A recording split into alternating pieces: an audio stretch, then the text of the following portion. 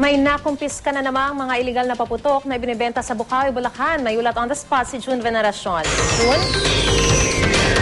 Maris, matumal pa rin ang bentahan ng mga paputok dito sa Bukawi, Bulacan. Pero ang talagang binabantayan dito ay yung inaasahang pagsulpot ng mga magbebenta ng mga iligal na paputok.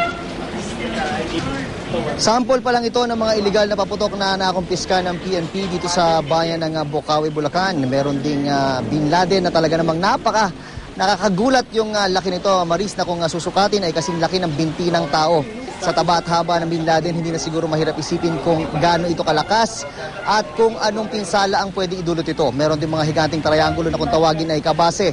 Sa bisperas ng bagong taon, inaasahan ng PNP na magliliparan sa kalsada ang mga vendor na pasimpleng magbebenta ng mga iligal na paputok.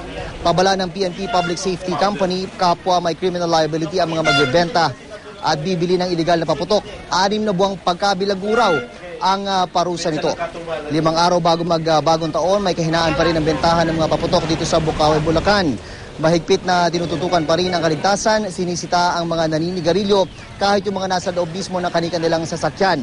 Ang mga nahuhuli pwedeng multa o community service ang parusa.